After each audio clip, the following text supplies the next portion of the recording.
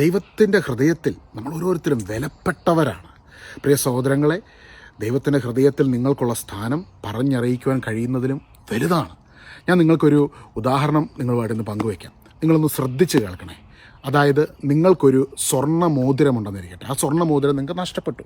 കുറേ നാളുകളായിട്ട് നിങ്ങൾ തിരയുകയാണ്, നിങ്ങൾക്കത് കിട്ടിയില്ല. കുറേ വർഷങ്ങൾക്ക് ശേഷം നിങ്ങളൊരു ദിവസം അത് കണ്ടെത്തുവാന്നിരിക്കട്ടെ. അതൊരു ചെളിക്കകത്ത് ഒരു ചെളിക്കുഴിയിൽ കിടക്കുമായിരുന്നു. ആ ചെളിക്കുഴിയിൽ നിങ്ങൾക്കത് കണ്ടെത്തി, അത് വീണ്ടെടുത്തു. ആ നിങ്ങളെടുത്ത ആ സ്വർണ്ണ മോതിരത്തിൻ്റെ വിലയ്ക്ക് എന്തെങ്കിലും കുറവ് ഉണ്ടായിട്ടുണ്ടോ? നിങ്ങൾ അത് ചെളിയിലാണ് കിടക്കുന്നത്, പക്ഷേ ചെളിയിൽ നിന്നെടുത്ത് നമ്മൾ വെള്ളമൊക്കെ ഒഴിച്ച് കഴുകി അതെടുക്കുമ്പോൾ അത് വീണ്ടും തനി തങ്കമാണ്, സ്വർണ്ണമാണ്. ചിലപ്പോൾ ഇന്നത്തെ വില വെച്ച് നോക്കുവാണെങ്കിൽ അതിന് വില കൂടിയിട്ടേ ഉള്ളൂ.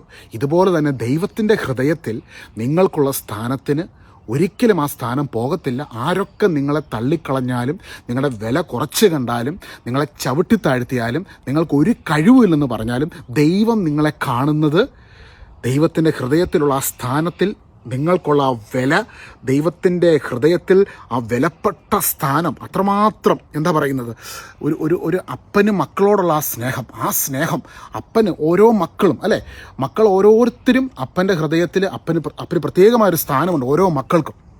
അതുപോലെ ദൈവത്തിൻ്റെ ഹൃദയത്തിൽ നമുക്ക് ഓരോരുത്തർക്കും സ്ഥാനമുണ്ട്. 1 പത്രോസ് 1-ാം അധ്യായത്തിൻ്റെ അതിന് 18-19 വാക്യങ്ങൾ വായിക്കും നമ്മൾ കാണുന്നുണ്ട്. നിങ്ങൾ വീണ്ടെടുക്കപ്പെട്ടത് നശ്വരമായ സ്വർണമോ വെള്ളിയോ കൊണ്ടല്ല, കറയോ കളങ്കമോ ഇല്ലാത്ത ക്രിസ്തുവിൻ്റെ അമൂല്യമായ രക്തം കൊണ്ടത്രേ.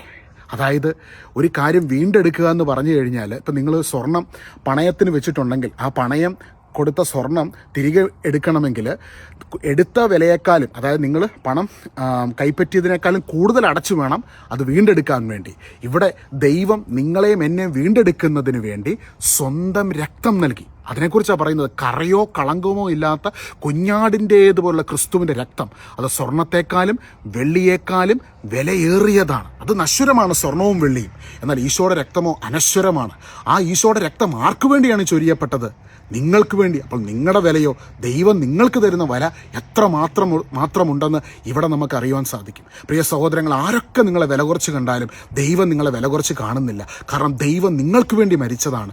ദൈവം നിങ്ങൾക്ക് വേണ്ടി സ്വന്തം രക്തം നൽകി നിങ്ങളെ വീണ്ടെടുത്തു. അതാണ് ബൈബിൾ നമുക്ക് തരുന്ന ഉറപ്പ്. നിങ്ങൾ വീണ്ടെടുക്കപ്പെട്ടവരാണ്.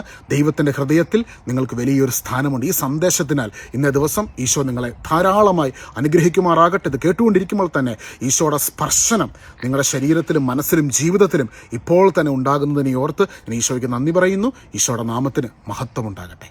ആമേൻ.